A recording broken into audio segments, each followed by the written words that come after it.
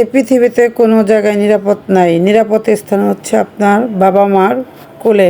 আসসালামু আলাইকুম, সবাই কেমন আছেন? আশা করি সবাই ভালো আছেন। আমি আল্লাহর রহমতে ভালো আছি। প্রতিদিনের মতো নতুন একটি ভিডিও নিয়ে আপনাদের মাঝে হাজির হলাম।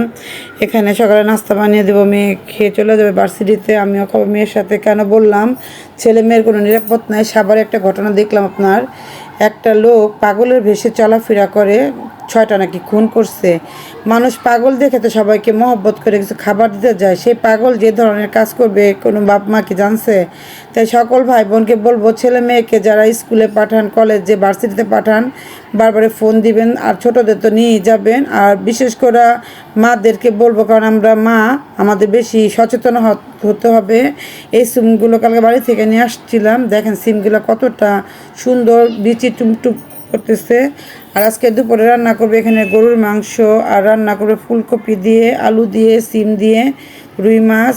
আর এখানে মাছ সুন্দর করে লবণ হলুদ দিয়ে মেখে এখন সুন্দর করে ভেজে নিব। কারণ এই ধরনের ঘটনা শুনলেও আপনার অনেক ভয় লাগে। আমার মেয়ে আজকে ভার্সিটিতে 3-4বার ফোন দিয়ে মেসেজ দিয়ে জানলাম তুমি ঠিকমতো পৌঁছাইছো কিনা। দেশের পরিস্থিতি খুবই খারাপ, কোথাও আপনার নিরাপদ নাই। আপনার ফেসবুক খুলে দেখি স্বামী স্ত্রীরে মেরে ফেলে, তারপরে সন্তানরে নিয়ে মাইরা ফেলাইতেছে। হোটেলের এক লোক মেয়েটারে খুন করে ফেলছে বাড্ডাতে। তো এগুলো একটা ভয় না? মা বাবার কোলে মনে ছেলে মেয়ে নিরাপদ থাকে, আর পৃথিবীর কোনো জায়গায় নিরাপদ নেই। আল্লাহ সবাইকে হেদায়েত দান করুক।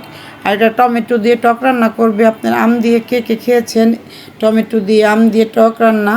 কমেন্টে জানাবেন। আমাদের অঞ্চলে বেশি খায় এগুলো, মাছ দিয়ে খালিও রান্না করে। আর এখানে মাংস রান্না করার জন্য মশলা কষিয়ে নিচ্ছে। গরুর মাংস এরকম আপনার আলু ছাড়া আমার মাংস রান্না করলে ভালো লাগে। আমাদের বাসায় সবার আলু দিলে খুব পছন্দ। এই যে এখানে ঝোলের পানি দিয়ে দিল। তো আবারও বলবো, আমার সকল ভাই বোনদের, যত কাজ থাকুক আপনাদের বাচ্চাদের আপনি একটু সাবধানে রাখবেন, স্কুলে নিয়ে যাবেন। আর বাচ্চাদের কারো হাতে ছাড়বেন না একা। পৃথিবীতে বাবা মা ছাড়া কোথাও বাচ্চাদের নিরাপদ নাই।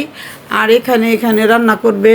প্রথমে লবণ হলুদ দিয়ে একটু ভেজে নেবে তরকারিটা, ভেজে পরে রান্না করবে। এভাবে করে ফুলকপি দিয়ে আর আপনার মাছ দিয়ে, এখন শীতের দিনে রান্না করলে সিম দিয়ে খুবই ভালো লাগে। আর টমেটো দিয়ে দিয়েছি বেশি, টমেটো একটু টকটক লাগবে, দেশি টমেটো খেতেও ভালো লাগে।